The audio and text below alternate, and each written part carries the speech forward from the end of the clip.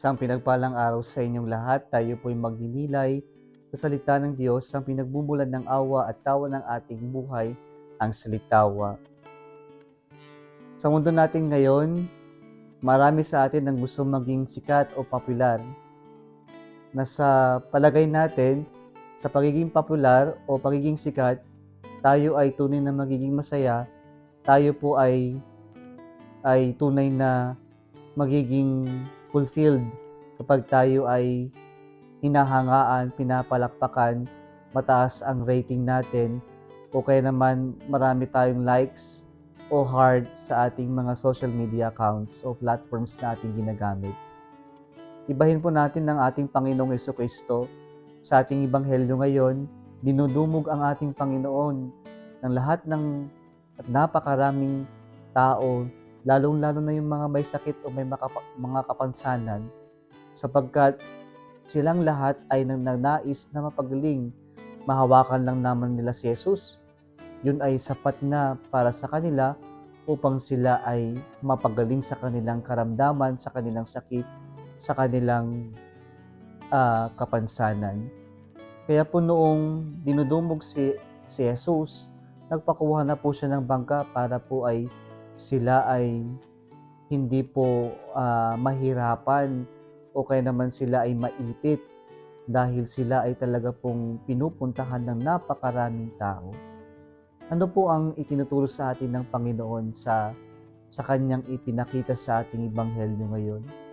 Una po mga kapatid, malinaw sa ating Panginoon yung kanyang misyon na hindi po siya naparito para magpasikat lamang, para kilalanin, para palakpakan. Pero ang mas importante sa kanya ay yung kanyang magampanan, yung misyon na ipinagkatiwala sa kanya ng Ama, ng Diyos Ama.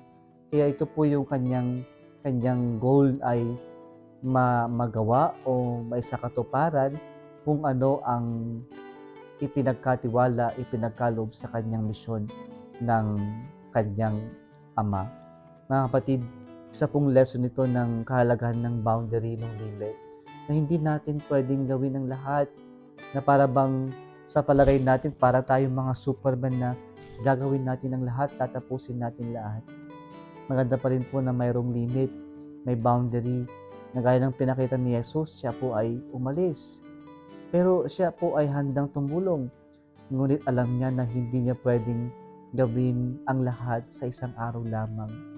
Kailangan din niya magpahinga sapagkat yung pagpapahinga na yan, yung boundary na yan, yung limit na yan, ay para naman lubago yung kanyang interiority.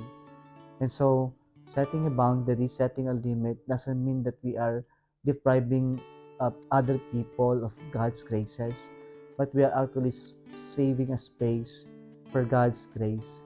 Kaya po, nag-iiwan tayo ng space sapagkat alam natin na yung space na yan ay pupunuan ng Diyos, na hindi natin kayang gawin ng lahat.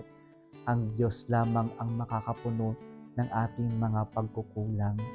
And so we have to entrust everything in God, and we have also to entrust whatever is lacking in our capacity, in our talents, in whatever we can contribute for the good of the church, for the good or for the glorification of the name of God. Kung nagustuhan mo ang video na ito, huwag kalimutan mag-like, i-share at mag-subscribe sa Litawa Facebook page and YouTube channel. Muli isang pinagpalang araw sa inyong lahat.